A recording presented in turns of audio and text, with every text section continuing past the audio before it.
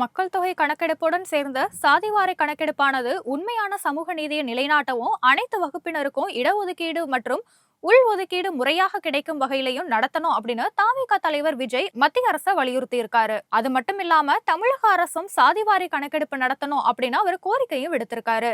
இது குறித்து நடிகரும் தமிழக வெற்றி கழக தலைவருமான விஜய் வெளியிட்டுள்ள அறிக்கையில பார்த்தோம் அப்படின்னா, சாதிவாரி கணக்கெடுப்பு நடத்தப்பட வேண்டும் என்பது நாடு முழுவதும் அனைத்து சமூக மக்களோட சமூக நீதிக்கான உரிமை முழக்கமாக இருப்பதால நாடு முழுவதும் மக்கள் தொகை கணக்கெடுப்போடு சேர்ந்து சாதிவாரி கணக்கெடுப்பு நடத்தப்படும் அப்படின்னு மத்திய அரசு அறிவித்திருக்கிறதா குறிப்பிட்டு பேசியிருக்காரு. தமிழக வெற்றி கழகத்தோட கொள்கை பிரகடன முதல் மாநில மாநாட்டுல சமூக நீதிக்கான தங்களுடைய முதல் கோரிக்கையாக இந்த சாதிவாரி கணக்கெடுப்பு கோரிக்கையை வலியுறுத்தியது அப்படின்னு அவர் சுட்டி காட்டியிருக்காரு.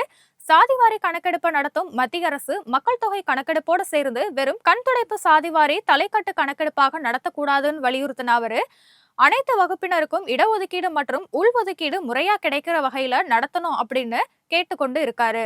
அதாவது உரிய தரவுகள் முறையாகவும் முழுமையாகவும் இருக்கும் வகையில குறிப்பிட்ட கால வரையறை நிர்ணயம் செய்து மக்கள் தொகை கணக்கெடுப்போடு சாதிவாரி கணக்கெடுப்பையும் நடத்தணும் அப்படின்னு அவர் வலியுறுத்தி இருக்காரு.